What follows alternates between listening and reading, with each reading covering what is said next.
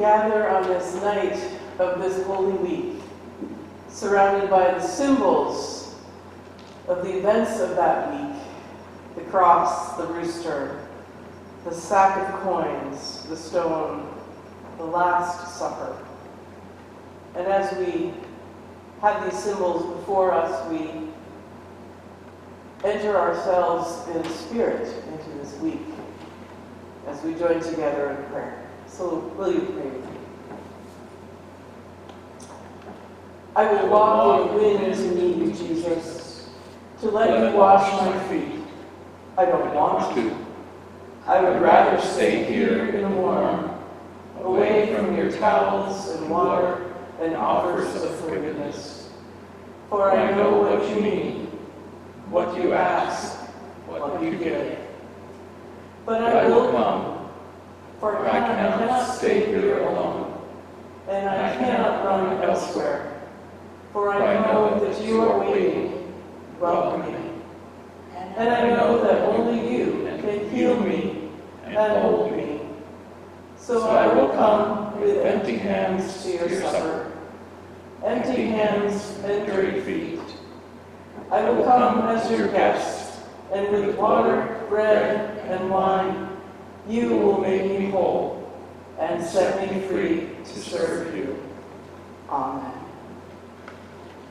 Our hymn is Journey to Gethsemane, and we sing verses 1 through 3.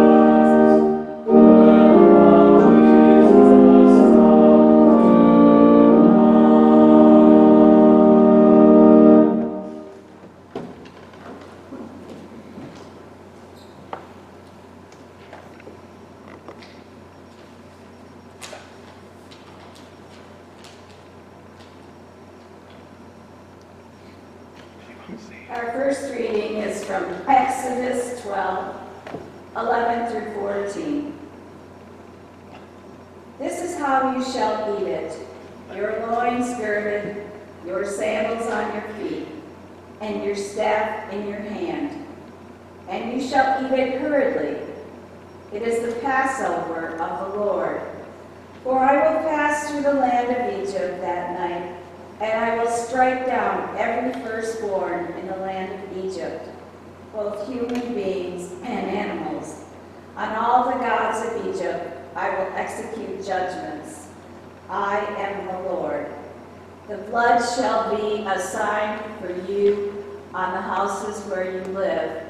When I see the blood, I will pass over you, and no plague shall destroy you when I strike the land of Egypt.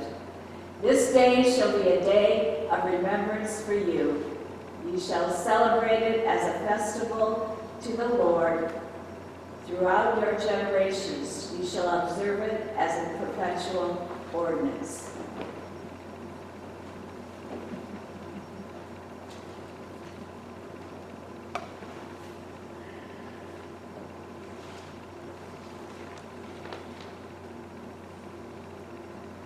Our next reading is John 13.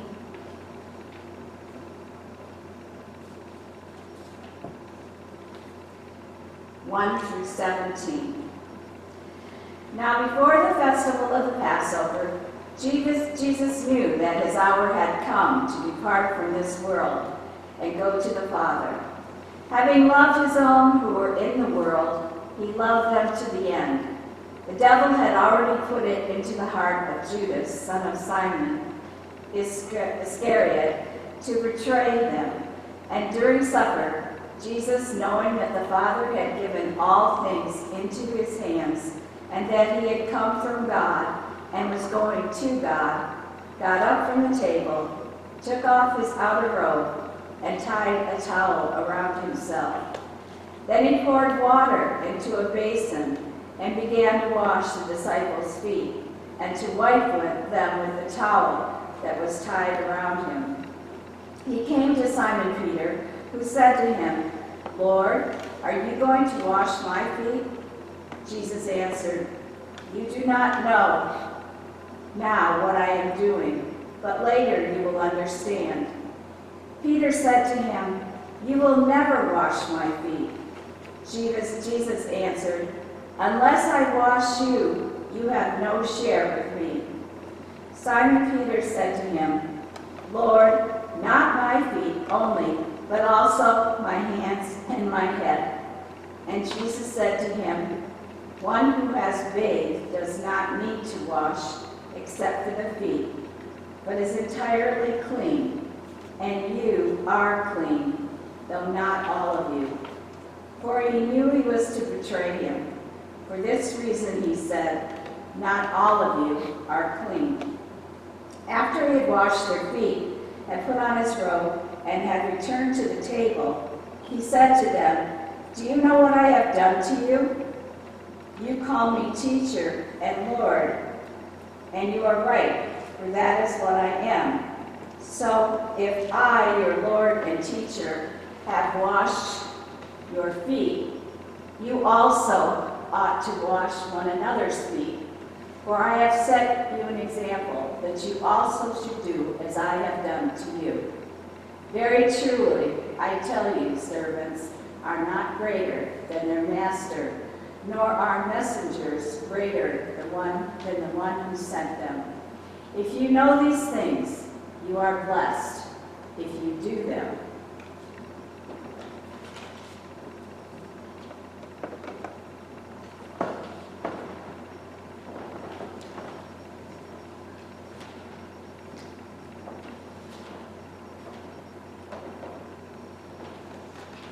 I'm going to introduce you to the one that is probably the most derided in Jesus' story. I think you know his name. We use it to call someone a betrayer or someone who we can't trust anymore. You know him. It's Judas. It wasn't the money. It's never about the money. Of course it helped. It was more of a bonus than anything else. You don't get something for nothing anymore. And I work with money, so I know what I'm talking about. 30 pieces of silver is nothing to be sneezed at. But it wasn't the money. You see, I always knew that it would end up being me. It had to be me. Peter, he's too soft. Thomas, way too indecisive. James, too much of a hothead. You get the picture. But me, I was always the one over on the sidelines. I tried to be objective. I tried to gauge what was happening. I tried not to get too caught up in it all. It was my job. It was my duty. And, it's not that I didn't believe what he said, all that talk of love and kingdoms to come. I believed him. Well, at least I wanted to. But he had that, gift of gab. He had it like no one else. But you see, he went about it the wrong way. His approach, it was too haphazard, it was too disorganized. There was no planning. He didn't have a plan. You need a plan if you're going to get anywhere in this world. So what did he do? He just rubbed people the wrong way. And you know what? That is dangerous. It's dangerous. When you go out looking for trouble, and when you look for trouble, that's just being irresponsible. Our group, we had enough to worry about without drawing attention to ourselves, but that's what he did. And I didn't want to be a part of that. I just can't understand him. He had that perfect mix of charisma. He could pull in the crowds, and he had power and something else. I don't know what, but there was something about him. There was something about him that we could have had anything we wanted. So that's why I did it. Everything was just going down the tubes, and he just needed to be brought into line. He just needed to see. He didn't need to stop. He just needed to see. Be reminded who's in charge around us, that he couldn't go around shouting his mouth off and winding people up and breaking tables in the marketplace outside the temple and putting us all at risk with all those people, with his outrageous God talk. When I kissed him, I could still taste the wine from our last supper together. I looked him in the eye, just so he would know that it was for the best. He needed an out, and I gave it to him. I knew then, when he looked me in the eye, I knew that's what he expected of me. It's what he wanted. I should have done it sooner, to save us all a lot of grief. But was it my fault? If it hadn't been me, it would have been one of you. I may have turned him in, but he wasn't exactly invisible, was he? They would have found him anyway, in the end. And the crowds, well, that was just the justification, as if I needed any. He was my friend, yeah. And so were the others. But you know what? They were too caught up in it to see the implications. It had to be me. It wasn't about the money. It was never about the money. It was my job. It was my duty.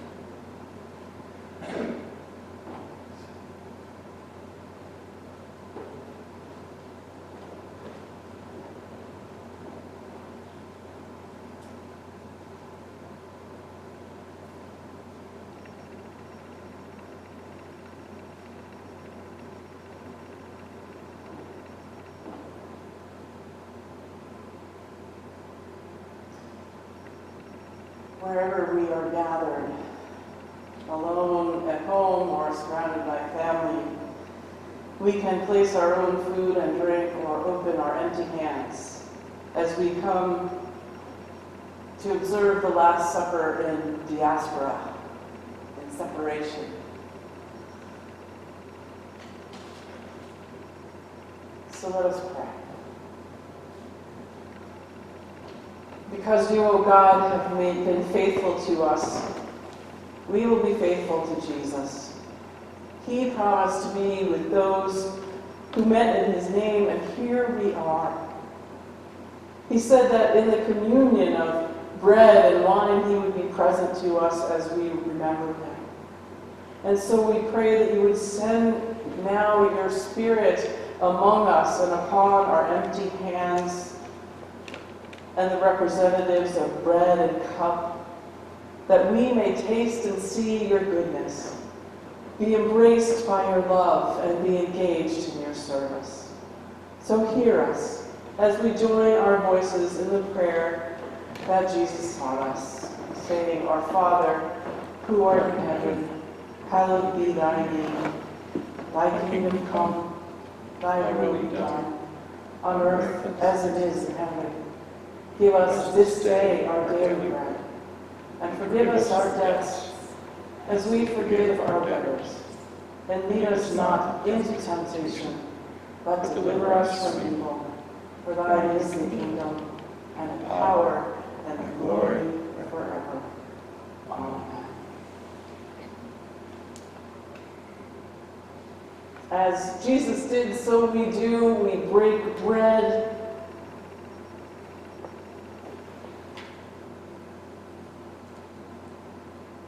We share in the cup. We believe that he who lived and died and rose again for us will meet us here. May Christ nourish us here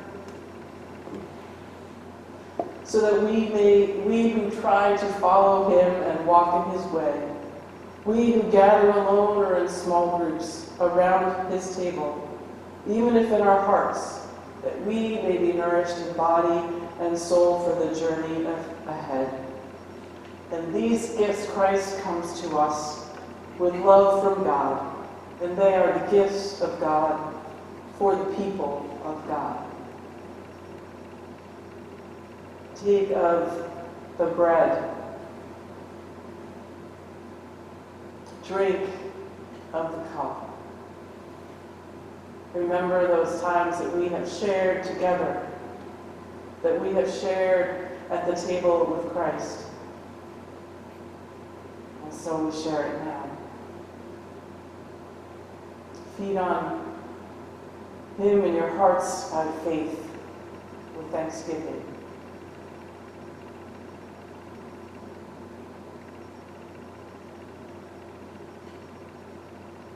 And let us pray together in thanksgiving that we are able, because he is able. So let us pray. Generous and faithful God, you have fed us at your table. May the nourishment we have received enable us to enrich the lives of others. Whether the future be dark or bright, the road be smooth or rough, whether our cares be light or heavy, our song be strong or weak, keep our hearts warm and our hands open, our lives ever embracing and ever embraced by your love. Amen. Now, in the dark of the evening, we remember Jesus' last days. You may want to turn your legs down or light a candle and listen and sing with us.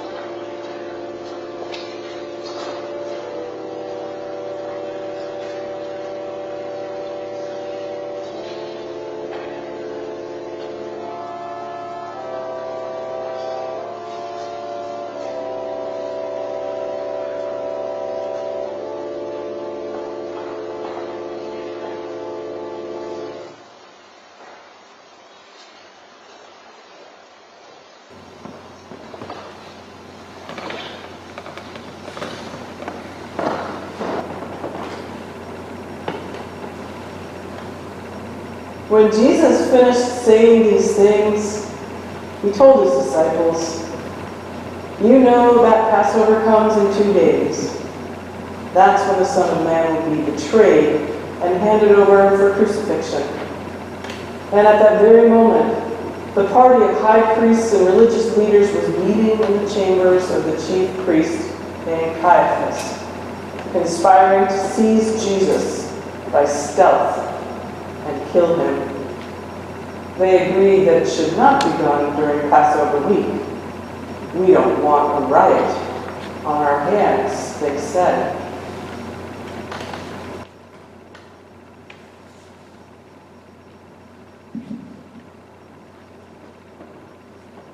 When Jesus was at Bethany, the guest of Simon the leper, a woman came up to him as he was eating dinner and anointed him with a bottle of very expensive perfume. When the disciples saw what was happening, they were furious. "That's criminal. This could have been sold for a lot and the money handed out to the poor." When Jesus realized what was going on, he intervened. "Why are you giving this woman a hard time? She has done something wonderfully significant for me. You will have the poor with you every day for the rest of your lives, but not me. When she poured this perfume on my body, what she really did was anoint me for burial. You can be sure that whenever the whole world the message is preached, what she has just done is going to be remembered and admired."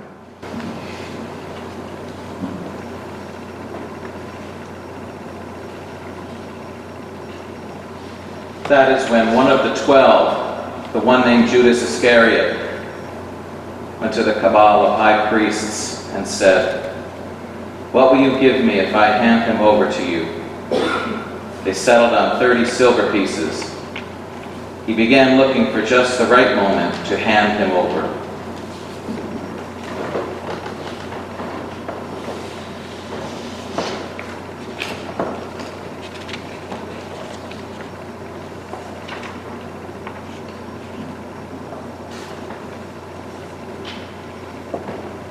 After sunset, he and the 12 were sitting around the table. During the meal, he said, "I have something hard but important to say to you. One of you is going to hand me over to the conspirators." They were stunned, and then began to ask, one after another, "It isn't me, is it, Master?" Jesus answered, "The one who hands me over is someone I eat with daily, one who passes me food at the table. In one sense, the Son of Man is entering into a way of treachery well marked by the Scriptures. No surprises here. In another sense, that man who turns him in turns traitor to the Son of Man. Better never to have been born than do this."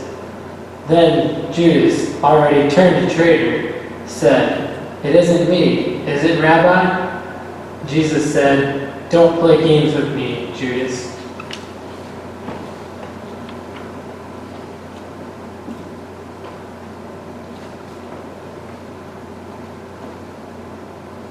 Then Jesus told them, "Before the night's over, you're going to fall to pieces because of what happens to me. There is a scripture that says, 'I'll strike the shepherd, helter-skelter, the sheep will be scattered.' But after I'm raised up, I, your shepherd, will go ahead of you, leading the way to gather you." Peter broke in. "Even if everyone else falls to pieces on account of you, I won't." "Don't be so sure," Jesus said. "This very night, before the rooster crows up in the dawn, you will deny me 3 times. But Peter protested, "Even if I had to die with you, I would never deny you." And all the others said the same thing.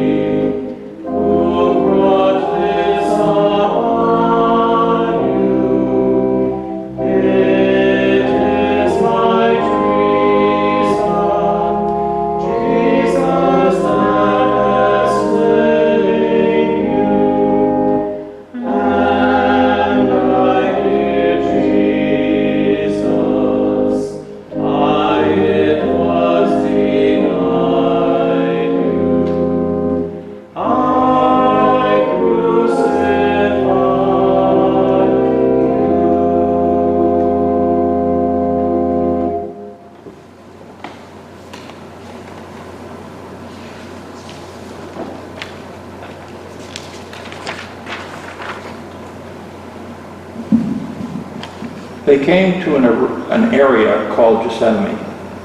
Jesus told his disciples, "Sit here while I pray." He took Peter, James, and John with him. He plunged into a sinkhole of dreadful agony. He told them, "I feel bad enough right now to die. Stay here and keep vigil with me." Going a little ahead, he fell to the ground and prayed for a way out. "Abba, Father, you can't you? Get me out of this? Take this cup away from me. But please, not what I want. What do you want?" He came back and found them sound asleep. He said to Peter, "Simon, you went to sleep on me? Can't you stick it out with me a single hour? Stay alert, be in prayer so you don't enter the danger zone without them knowing it. Don't be naive. Part of you is eager, ready for anything in God, but another part is as lazy as an old dog sleeping by the fire." He then went back and prayed the same prayer. Returning, he again found them sound asleep. They simply couldn't keep their eyes open, and they didn't have a plausible excuse. He came back a third time and said, "Are you going to sleep all night?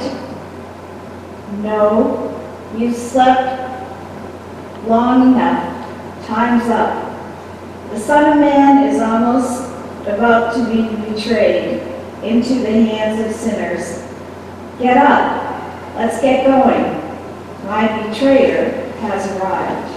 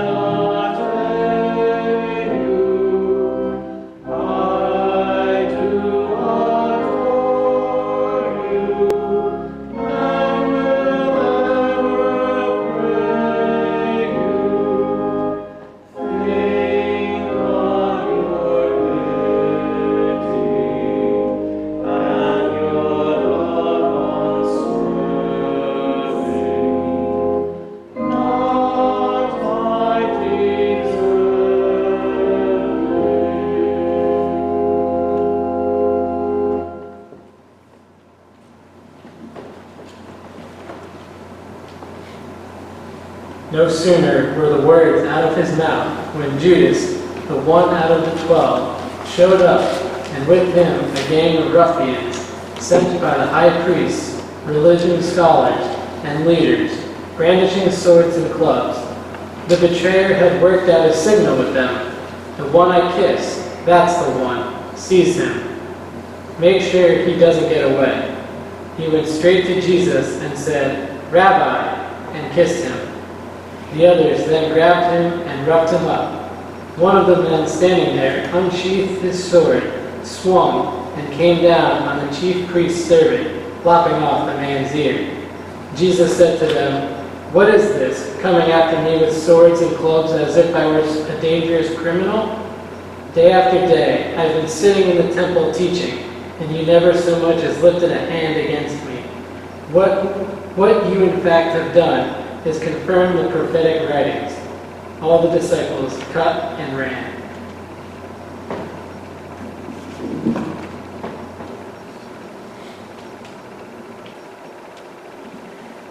arresting Jesus, they marched him off and took him into the house of the chief priest. Peter followed, but at a safe distance. In the middle of the courtyard, some people had started a fire and were sitting around it, trying to keep warm. One of the serving maids sitting at the fire noticed him, then took a second look and said, "This man is with him." He denied it. "Woman, I don't even know him." A short time later, someone else noticed him and said, "You're one of them." But Peter denied it. "Man, I am not." About an hour later, someone else spoke up, really adamant. "He's got to have been with him. He's got Galilean written all over him." Peter said, "Man, I don't know what you're talking about." At that very moment, the last word hardly off his lips, a rooster crowed. Just then, the master turned and looked at Peter. Peter remembered what the master had said to him. "Before the rooster crows, you will deny me 3 times." He went out and cried and cried and cried.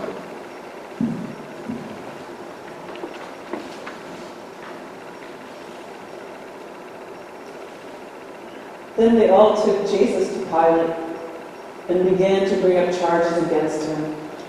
They said, "We found this man undermining our law and order, permitting taxes to be paid to Caesar, setting himself up as the Messiah king." Pilate asked him, "Is it true that you're the king of the Jews?" "Those are your words, not mine," Jesus replied. Pilate told the high priests and the accompanying crowd, "I find nothing wrong here. He seemed harmless enough to me." But they were vehement. "He's stirring up unrest among the people with his teaching, disturbing the peace everywhere, and starting in Galilee and now all through Judea. He's a dangerous man, endangering the peace." The soldiers assigned to the governor took Jesus into the governor's palace and got the entire brigade together for some fun. They stripped him and dressed him in red toga. They plaited a crown from thorny branches and set it on his head.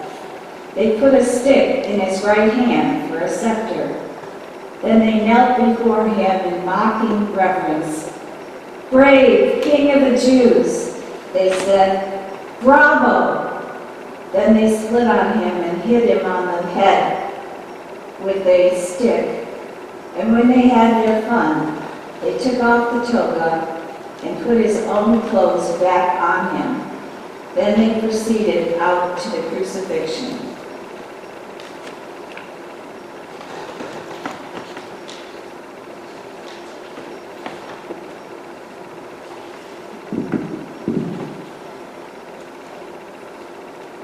When they got to the place called the Skull, they crucified him along with the criminals, one on his right, the other on his left.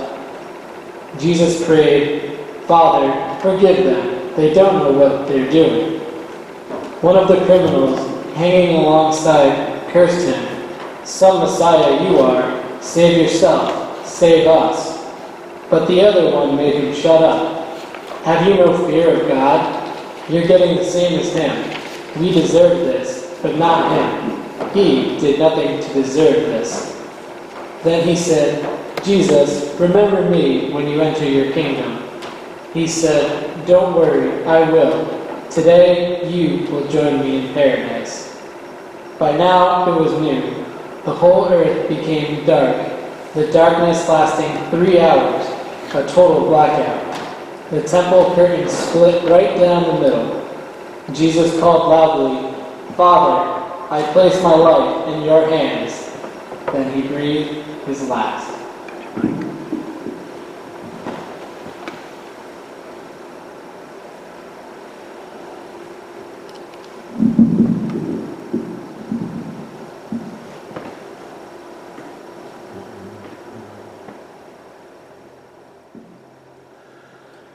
Were you there when they crucified